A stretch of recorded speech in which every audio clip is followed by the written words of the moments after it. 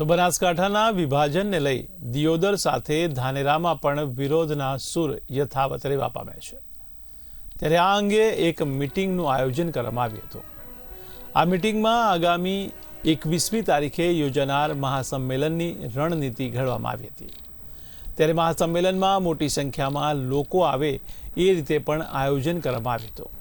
ત્યારે યોજાયેલી બેઠકમાં ધાનેરાના ધારાસભ્ય માવજીભાઈ તેમજ પૂર્વ ધારાસભ્ય નાથાભાઈ અને મફતલાલની પણ વિશેષ હાજરી હતી। ત્યારે ધાનેરા હિતરક્ષક સમિતિના બેનર હેઠળ સમગ્ર કાર્યક્રમને ઓપ આપવામાં આવ્યો હતો।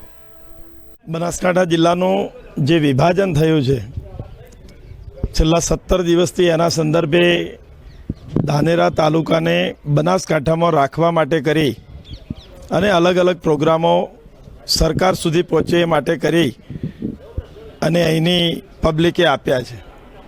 અને આ વિસ્તારના ધારાસભ્ય તરીકે મેં પણ પ્રજાની સાથે પ્રજાની જે સંવેદના છે, પ્રજાની જે વેદના છે કે એમને આટલા વર્ષોથી પાલનપુર સાથેનો જે નાતો છે એને કારણે કરી અને સમગ્ર પ્રજા, મોટા ભાગની 95% પ્રજા, સર્વ સમાજના બધા જ લોકો આ હિતરક્ષક સમિતિના નેજા હેઠળ એક થઈ અને અલગ અલગ પ્રોગ્રામો અત્યાર સુધી આપ્યા છે।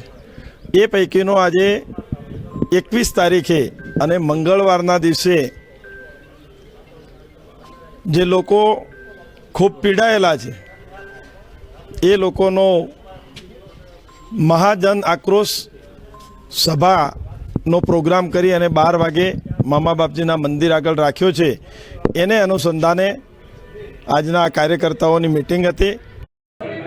તાલુકાને અપરાધમાં નાખી દેવાની જે વાત કરવામાં આવી છે એ ભયંકર અન્યાય છે અને ધાનેરાને આ રીતે